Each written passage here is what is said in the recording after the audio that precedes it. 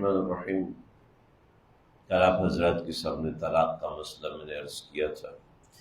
بنیادی طور پر شریعت مطہرہ خاندانی نظام کو بچانا چاہتی ہے، اور خاندانی نظام کے لیے جتنی بھی سروائیو کرنے والی چیزیں ہیں وہ ساری کی ساری شریعت نے واضح کی ہیں، سمجھائی ہیں، اور انہی کے اندر تعاون کیا ہے۔ چنانچہ اس میں سب سے پہلی چیز یہ ہے کہ 3 طلاق ہرگز نہ دی جائے۔ سب سے پہلا مدعا، سب سے پہلی ضرورت کہ 3 طلاق ہرگز نہ دی جائے، جیسا کہ ہمارے ہاں رواج ہے۔ ہندوستان کی تاریخ سے پہلے یہ 3 طلاق کا رواج کہیں نہیں تھا۔ مسلمانوں کے ہاں تو تصور بھی نہیں تھا کہ 3 طلاق کا رواج ہو۔ چنانچہ فقہا نے جتنی بھی کتابیں لکھی، 3 طلاق کا مسئلہ سب سے آخر میں لکھا۔ یہ شروع میں کوئی 3 طلاق دینے کا تصور بھی نہیں تھا۔ یہ تو ہمارے ہاں ایک ڈرامائی سسٹم اور ایک فلمیٹک سسٹم چل پڑا، جس کی وجہ سے 3 طلاق عام ہوگی۔ وہ کالا نے بھی اس کو ہوا دی، جس کی وجہ سے 3 طلاق کا مسئلہ بڑھا، ورنہ 3 طلاق تو دینے کا تصور بھی نہیں تھا اسلام کے اندر۔ البتہ یہ مسئلہ واضح کیا کہ 3 طلاق ہونے کے بعد کوئی راستہ نہیں ہے۔ بہرحال یہ ایک اپنی جگہ پر 3 طلاق یا طلاق کے بعد عورت عدت میں جاتی ہے۔ عدت کا مسئلہ سمجھ لیجئے، 2 قسم کی عدت ہوتی ہے۔ ایک عدت طلاق کی ہوتی ہے، ایک عدت انتقال کی ہوتی ہے۔ دونوں عدتیں الگ ہیں۔ جو طلاق کی عدت ہے وہ 3 مینسز پیریڈز ہیں، کہ 3 مینسز پیریڈ جیسی مکمل ہوں گے طلاق کی عدت ختم ہو جائے گی، اور طلاق کی عدت ختم ہونے کے بعد عورت آزاد ہے، جہاں چاہے نکاح کرے۔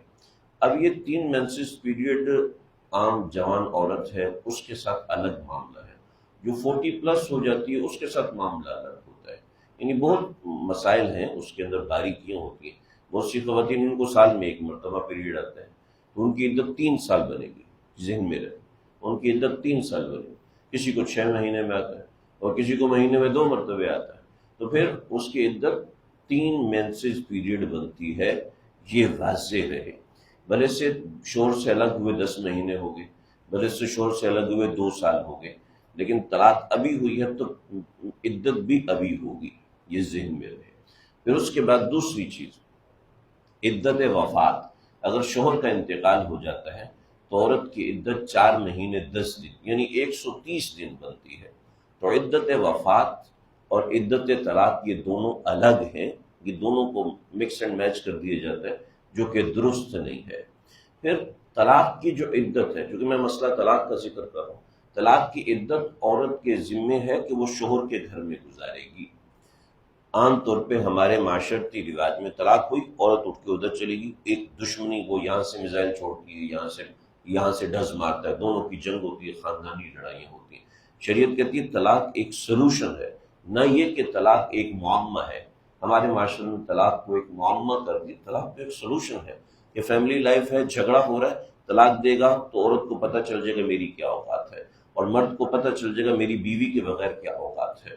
چنانچہ دونوں کو سمجھ میں آئے گا، ایک ہی گھر میں دونوں الگ رہیں گے تو سمجھ میں آ جائے گا جو سہولیات، جو ضروریات میری بیوی کی وجہ سے پوری ہو رہی تھی وہ نہیں پوری ہو پا رہی، اور بیوی کو سمجھ میں آ جائے گا کہ میری جو نان نفقہ ہے وہ میرے شوہر کی ذمہ، اسی کی وجہ سے میری زندگی چل رہی تھی، بس رہی تھی۔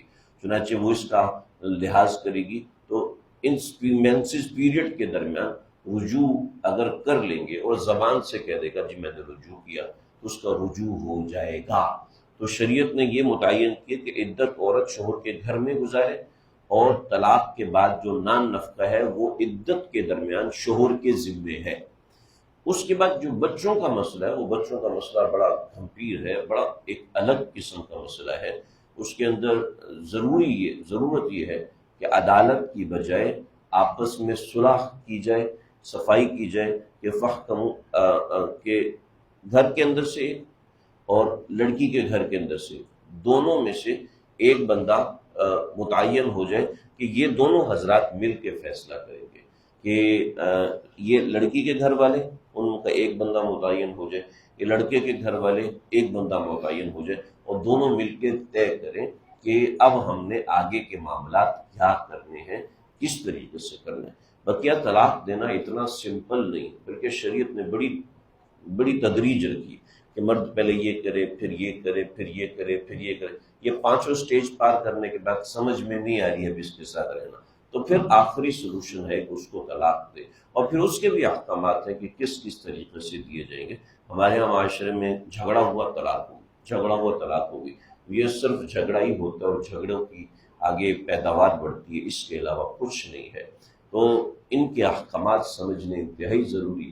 میں نے ایک بڑی مختصر سی بات آپ حضرات کی خدمت میں گوش گزار کی ہے، اس کو سمجھیں، اپنے بچوں کو سمجھائیں کہ بھی طلاق کا مسئلہ بڑا اہم ہے، چھوٹا سا نہیں ہے، بالکل معمولی سا نہیں، معمولی سا سمجھتے ہیں، پھر وہ اپنا بم دکھاتے ہیں کہ میں کتنا بڑا ہوں، اور وہ میزائل بن کے زندگی میں آتا ہے، طوفان برپا ہو جاتا ہے، مرد ڈپریشن کا شکار، اور ڈپریشن کا شکار، اور بچے پوری زندگی ماں باپ کو بد دعائیں دیتے ہیں۔ یہ بڑی اہم اور ضروری چیز تھی، مختصراً عرض کر دی، اللہ تعالیٰ سمجھنے کی